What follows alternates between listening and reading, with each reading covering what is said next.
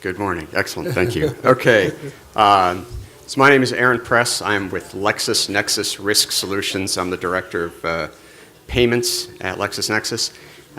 And we have a great panel here to talk about security and fraud in the mobile channel. I know that we've had some sessions already that have touched on this, but I'm hoping that we're really going to focus on these two topics and really zero in on how it impacts mobile specifically. This is, after all, a mobile payments conference. So I'd like to introduce our panel.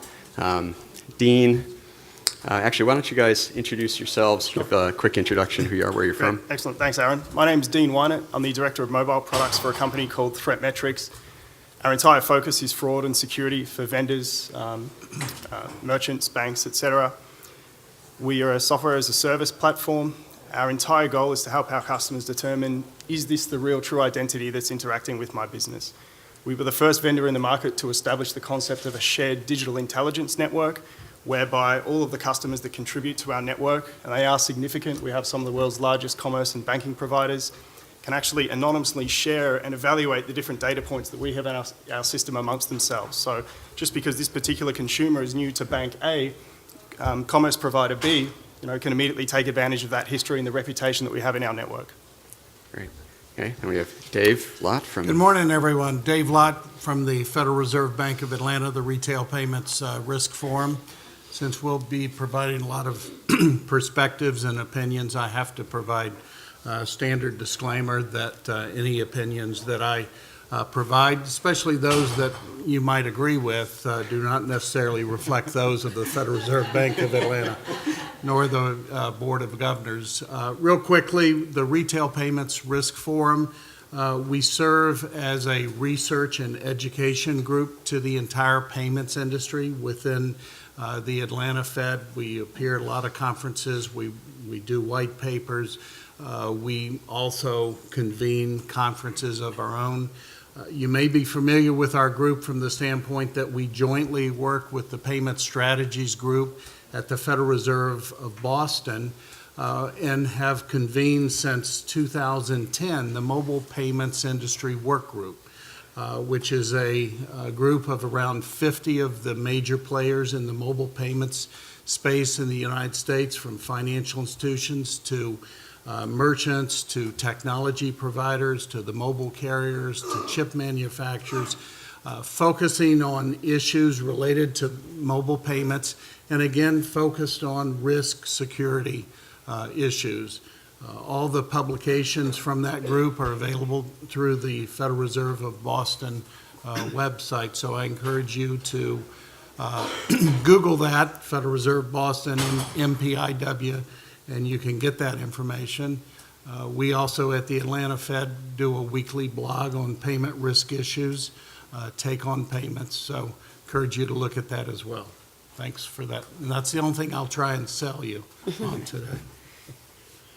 Hi, good morning, everybody. My name is Smriti Konanur, and I'm part of the Hewlett-Packard Enterprise Data Security Organization. And we are the pioneers of the data-centric security, where we believe, as you all know, we hear data breaches every day pretty much, and the cause of it is the data. So we believe that we need to protect the data through and through the time when it is captured from whichever endpoint it is, and keep it secure through its complete flow, even when it's at rest. So we provide point-to-point encryption and tokenization capabilities through different applications. We provide platform agnostic and device agnostic solutions.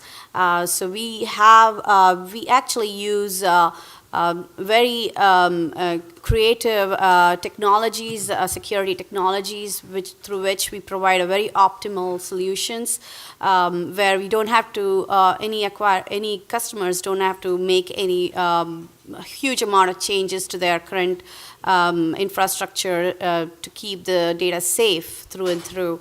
And this is basically my focus, my payments, mobile, and the web area. Thank you. Okay. Yeah, great. So when you combine sort of the expertise here with my background at LexisNexis, which is really around identity verification, authentication, validation for fraud, money laundering,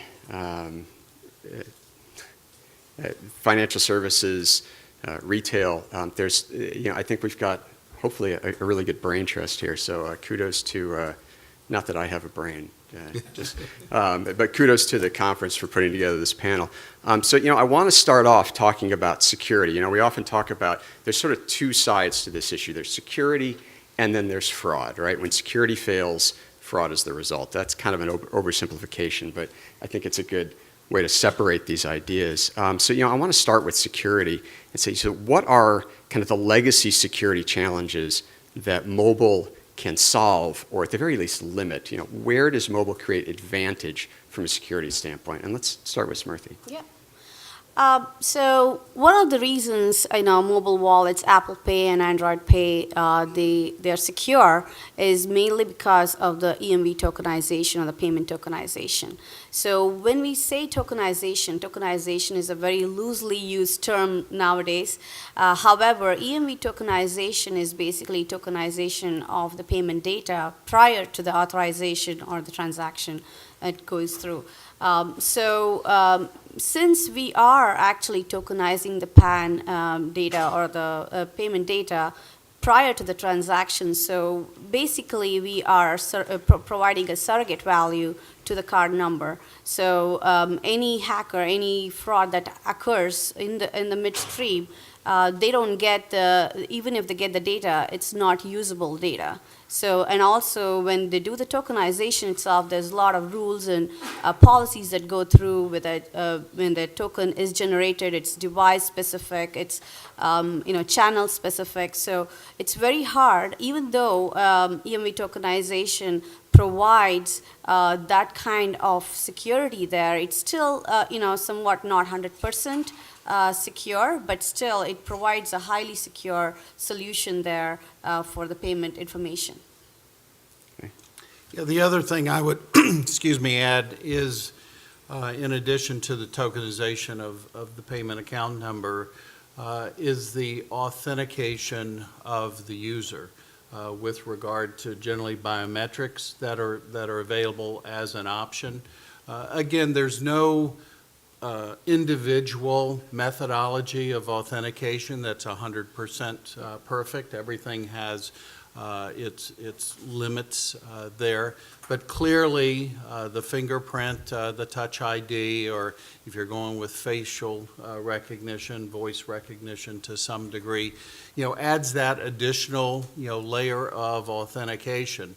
Aaron talked about the need for authenticating that customer. In the mobile space, we saw in the early days of Apple Pay the issue associated with false enrollments, of people getting counterfeit card numbers and then enrolling those because of what I would say a lack of rigor with regard to that discipline, whether the systems weren't in place by the issuer or what have you.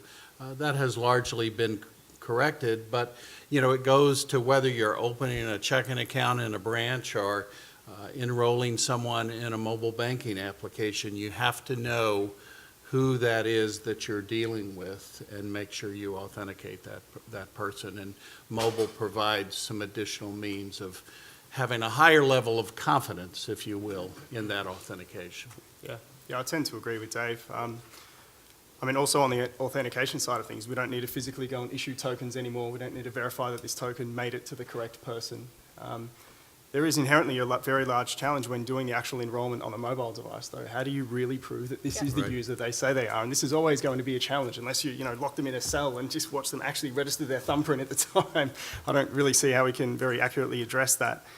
To expand on your use case, in terms of the actual fraud that we saw from Apple Pay, it was a brilliant scenario. The fraudsters stole a whole bunch of cards from Target, Home Depot, registered them on Apple devices into Apple Pay, walked into Apple stores and bought Apple products using Apple Pay because they're high-value items with high resale value. So I think that was a pretty rough thing for them to begin with, but that's, like you said, being largely addressed, but still something that I think we should be cognizant of.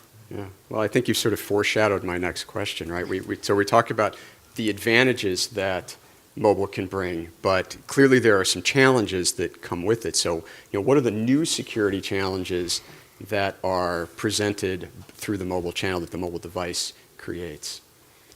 So one of the things that we need to, as Dean mentioned, so it's not plugging all the gaps, right? I mean, there is still, it's a very complicated process. You need to make sure that the issuing side and the authentication side is done for the right person and the consumer.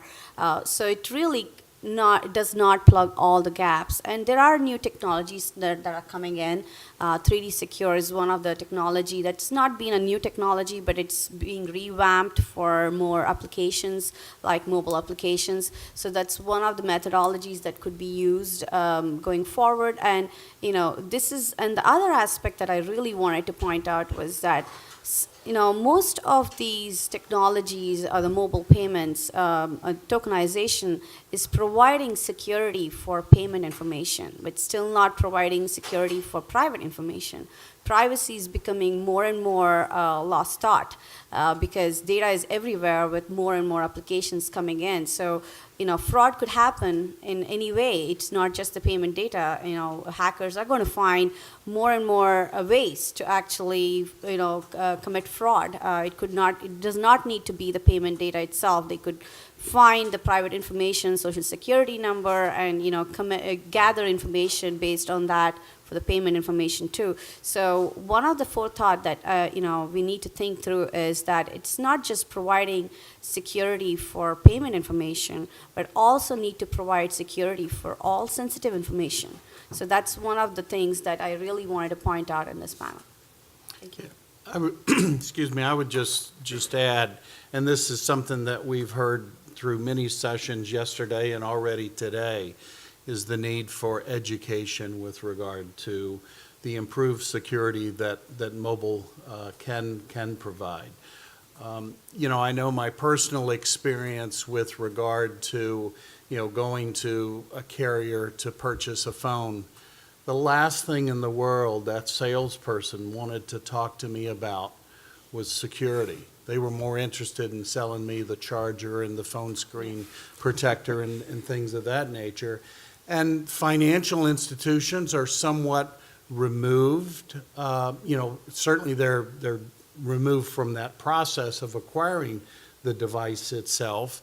And so they lose that opportunity, like if you're in a branch or on the call center, to directly communicate with you. So, it is a challenge. The research constantly shows that consumers have the highest degree of trust of financial institutions, of any of the groups there. So I believe that it is, the burden of the FIs to provide that education, but not solely. There's other parties that can be involved in that, and that's been a major failing so far. So, Dean, what are you seeing around the mobile creating security challenges? Yeah, most of my experiences around the mobile device itself, and one of the previous presenters said, they're computers. They run modified versions of Linux with Linux kernels. I've just returned from Black Hat and DEF CON in Vegas, and mobile security threats are very real. I'm an active contributor in that space. And a real challenge is updating these devices. They have vulnerabilities and exploits that have been there for years and years. The stage fright exploit on Android specifically was, I think, targeted Android 2.2 and newer, which is just about every device out there. Apparently is close to 1 billion devices, 950 million or so devices. I think I have one of those 2.2 devices. I'm terrified. They would have had a field day with you in Vegas. That's well, for sure. it's a streaming device now. And I mean, that's the challenge with it. How do you actually offer updates to those devices? Google don't offer updates to it. The onus is being placed on the carriers to offer those updates. They're never going to do it. Why should they care about supporting the 2%? Particularly with Android, you have the forking of the system, and I'm still waiting for an update on this device, whereas I have it on 2 others. Right, exactly. Yeah, it's so inconsistent. I mean, the term, for those of you that haven't heard of it, is Android fragmentation. You have a single operating system that gets taken, modified, cut and diced for all various manner of different devices. How do you then consistently deliver updates to all of those devices? And the banks and merchants are concerned. They're like, well, should I be accepting payments from Android devices that are so old that are potentially subject to this vulnerability? And suddenly merchants are like, well, now I need to be a security expert as well because of this. And if you flip it on its head and look at the iOS side of things, Apple have done a terrific job. I mean, they have this, what they call the walled garden approach, where only Apple patches make it to a device. They control the hardware and the software. So it's a much easier job for them. And to be honest, they have done it tremendously, but they don't face the same challenge that Google does. Yeah. Okay, so now I want to shift over to fraud. I think we've shown that mobile both solves and creates some security challenges, which means then fraud becomes an issue. So the topic of this session was around biometrics. So let's dig right into that. So how important are biometrics to dealing with fraud through the mobile channel? And I think we had a brief moment Dave brought up about biometrics, and you can think about it both from a payments perspective, sort of how do biometrics help there? Is there some sort of play in mobile commerce, in shopping remotely, or both, right? So where does biometrics fit, good and bad? Start off, we actually convened a conference last fall at the Atlanta Fed where we brought in biometric experts from around the world talking about payments. Banking on Biometrics was the name of the conference. Technologists, academia, regulators, law enforcement personnel. And, it's a changing field. The technology certainly, improves every year. The cost of that technology continues to go down. But again, there's no one particular technology methodology that's 100%. You have to look at the application that you're looking to support and figure out what the best one is. I think that the mobile device with regard to storing the biometric template on the device certainly provides less of a target to criminals than a central database. But then again, we heard in one of the sessions yesterday about omni-channel. Well, if you want to provide authentication across multiple channels, you really have to have a central database to be able to do that, and that poses additional risks there. So, it's a good thing. It's a step forward, but again, it's not a solution in and of itself. There has to be controls and other aspects associated with the biometric authentication to make it as little a target as possible. So, there have been a lot of studies where they have found that biometric authentication itself is not completely secure, right? So, I think the main idea is that we need to go with a multi-factor authentication here, because really there's no single, as David said, there's no single solution here, even biometric solution, that's going to be the secure solution for authentication. So we need to go with a multi-factor authentication solution to make sure that is the right authentication. Consumer is saying. Yeah. And it does sound a little bit James Bond. I've just never been really comfortable with the idea of a password that I can never change, that I potentially leave everywhere. And there was an example, I think it was in Europe, where a top delegate was presenting at a summit and a high-resolution photo was taken of her hand at the time, and they managed to reconstruct her fingerprint perfectly based on a photograph, which I thought was a little frightening. I mean, on the positive, it's convenient. I'm sure the majority of the people in the room use it. I love the fact that I can unlock this thing in under half a second and be ready to go. I mean, on the bad side, it just proves that fraudsters have thumbs as well. We've learnt this. We've seen it time and time again. And again, the enrollment process is difficult. So again, convenience is useful, but I don't know. All right, so let's go a little off script then. We're here. We've pretty much exclusively spoken about the fingerprint as the biometric. But for example, we offer biometrics for voice. We're seeing facial biometrics come into play. Pay with your face kind of things, selfie pay.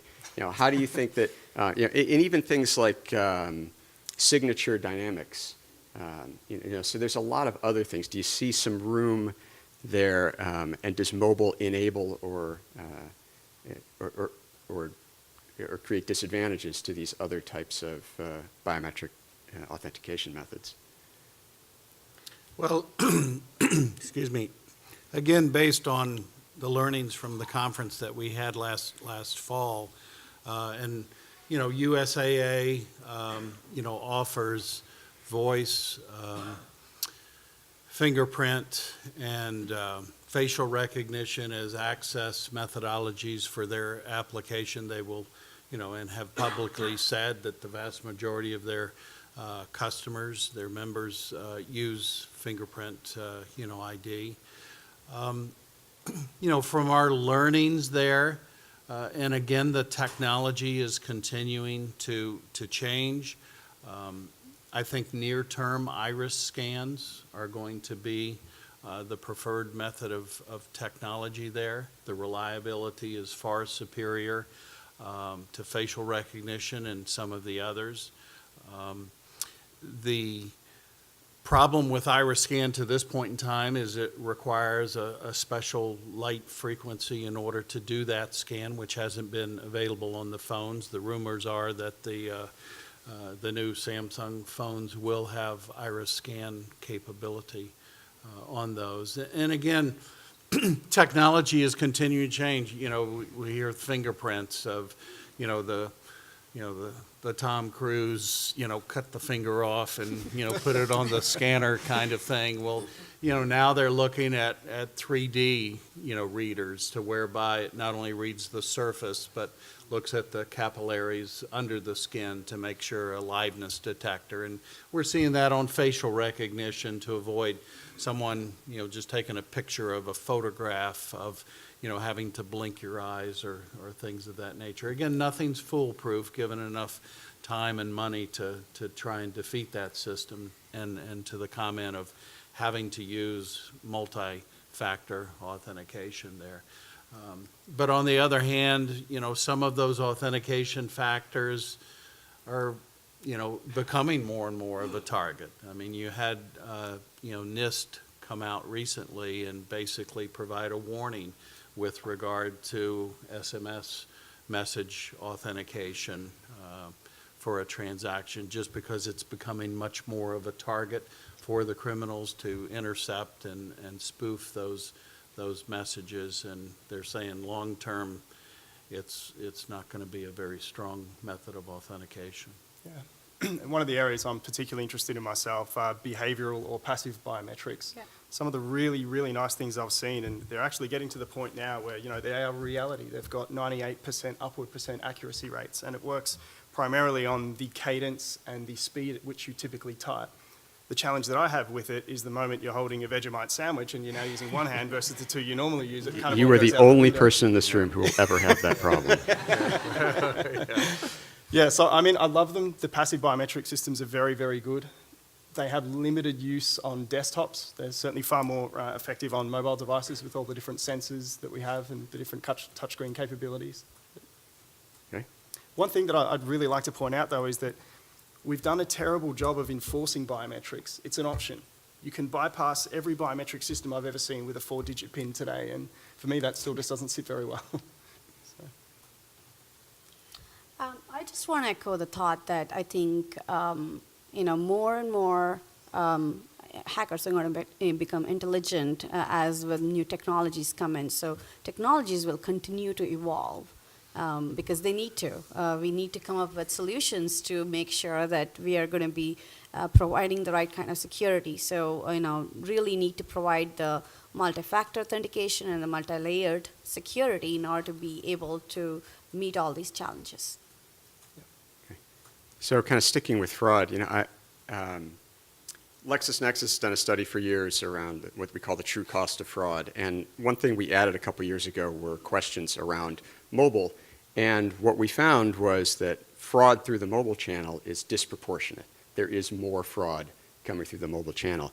And I'm on the record as to why I think that is, and there's some evidence. But I want to get kind of, the collective brain trust. What is it about the mobile channel that makes preventing fraud in commerce that much more difficult?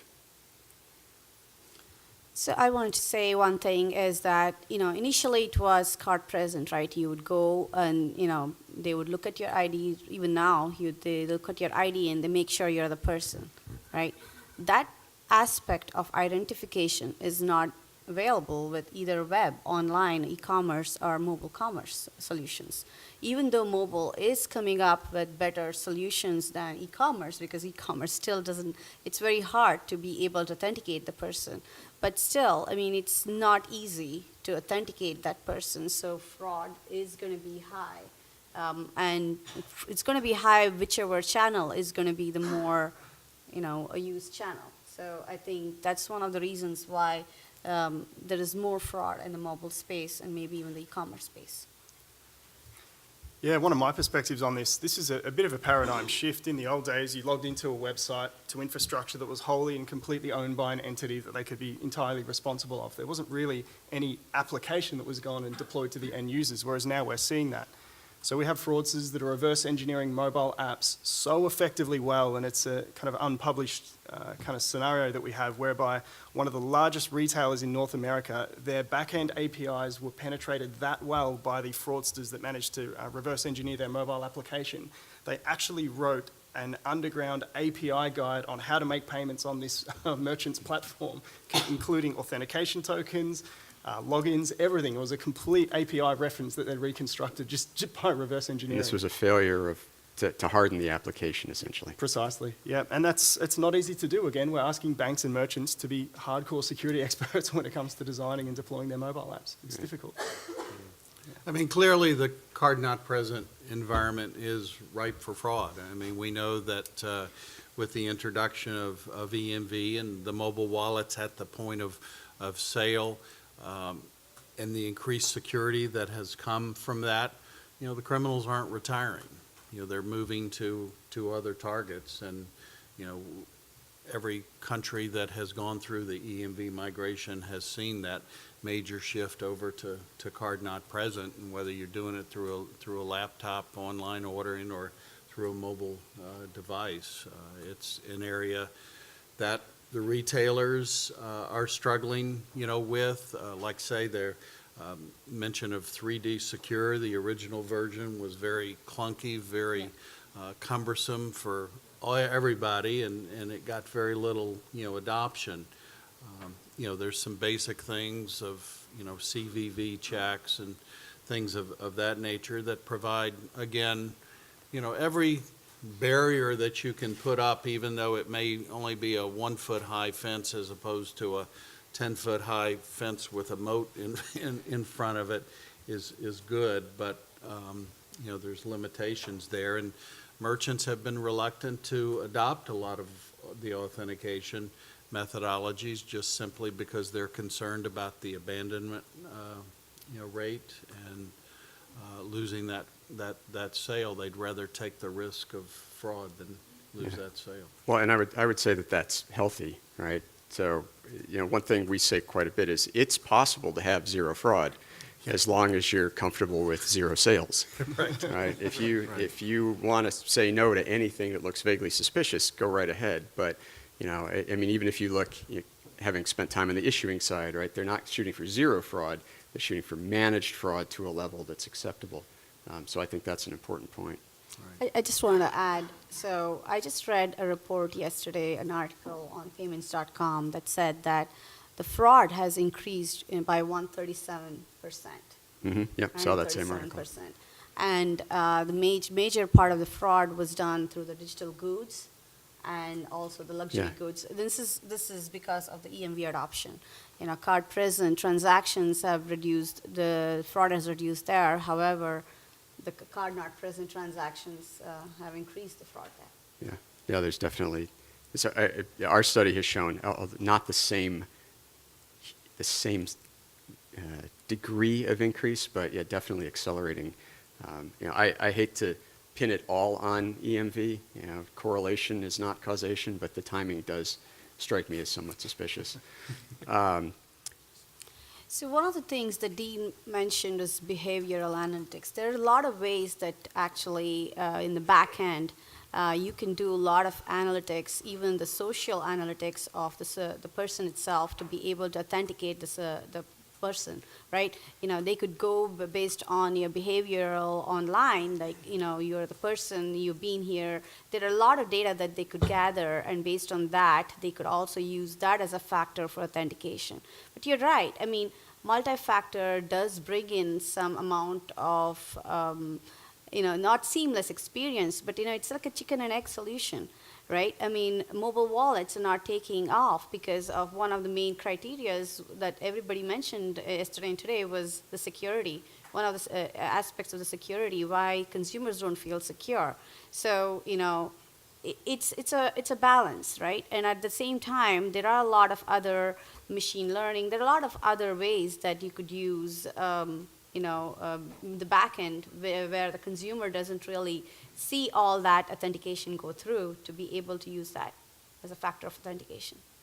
Yeah, I would just add that, for instance, mobile payments is multi-factor. You have a phone, something you have the device, and then you're either entering a password or using biometrics, so it's either something you know or something you are. So you've got two-factor authentication there. I think to the core of your question with regard to adoption, I think that there's issues outside the security fraud arena. Some retailers have gone on record saying that they will not adopt NFC technology because of the card networks, honor all cards, honor all technology, rule that provides that if they accept Apple Pay, they have to accept all the other pay programs, and they don't want to give up that control. So there's some other factors there. I also believe that, as one of the sessions yesterday talked about the three-legged stool, if you will, of availability. It's still an emerging, technology, and availability still is quite, limited there, and that has impacted people's choice. You look at the research and ask people why they haven't adopted mobile payments, and they'll say, I'm perfectly happy with the card. It's just as convenient for me to do that. So there's a number of issues outside of security, I think, that are being faced. Anything to add? Yeah, I mean, for us, behavioral analytics, for the most part, has been the answer to that. We help our customers by actually implement some logic prior to stepping them up. So in the old days, it was hey, you're just in a new country, let's step them up. And it's terribly frustrating. What if we could, however, tell you that, yes, they are in a new country, we've verified that with a hardened location evaluation. Mm-hmm. However, they've accessed 3 of our other partner sites in this same period using existing payment credentials that we've seen in conjunction with that device. And in none of those cases have any of those payments come under question. They were all accepted. With that additional context, would you then still step up that same user? Yeah, I think one thing that we recommend quite often is you need, and I think we sort of touched on this, you need multiple signals from multiple places. There's identity, there's device, there's behavior, there's experience, and you can't really discount prior experience. Merchants will tell you a good customer rarely goes bad, right? So knowing that or having that network effect, like you mentioned, is great. But anybody who tells you their solution is the solution is probably leaving something out. But then you also brought up the idea, and I think mentioning 3D Secure is important here, because 3D Secure was a one-size-fits-all solution. The 3D Secure 2.0 specs, which I could have sworn should have been out by now, but There's a draft. Yeah, there's a draft, right? But they are risk adjusted. So to Dean's point, right? To look at what's happening and how important is it that I add friction, right? Sometimes, for example, we have a customer that's a precious metals dealer, right? They're going to add a lot of friction because the risk is very, very high. Their customers are literally buying money. But having that risk-adjusted approach, right? You're not going to ask somebody to jump through several hoops to do out-of-wallet questions for a $25 purchase.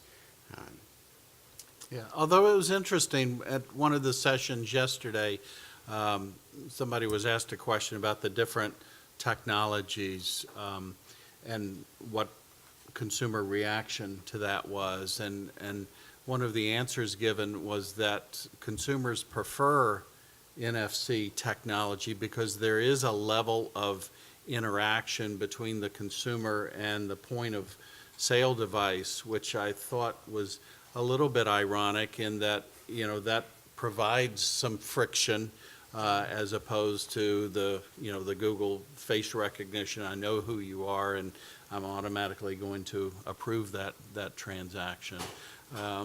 So it's a mixed bag. And it lacks the creepy factor. Yeah, right. Yeah. So another thing I wanted to add is, in addition to authentication, it's the other aspects, right? The fraud detection and monitoring that's going to help, you know, reduce the fraud to a large extent. So there are a lot of tools available. I think the merchants would need to look into different aspects of how we can reduce the fraud. And there are a lot of technologies now coming up and newer technologies also. Yeah, and we very constantly see our customers wrangle with the, you know, the difficulty of, well, do I go and build this behavior analytics system myself? Do I hire a bunch of mathematicians, or do I, you know, rely on someone like ThreatMetrics to do that? There are pros and cons of each. Obviously, you tend to have a lot more rich data regarding your customers themselves when you build a system internally. But just some advice, just velocity, i.e. how often do we see them? Frequency, you know, how often do they return? Location and age. Those 4 parameters are enough to almost build a map of everyone on the planet with enough certainty, you know, about 98% certainty to say, this is that person. We know they wake up here most days, they go to work there most days, and, you know, if we correlate all of that behavior into an algorithm, then it's fairly reliable. And step up only when something. Precisely. Yeah.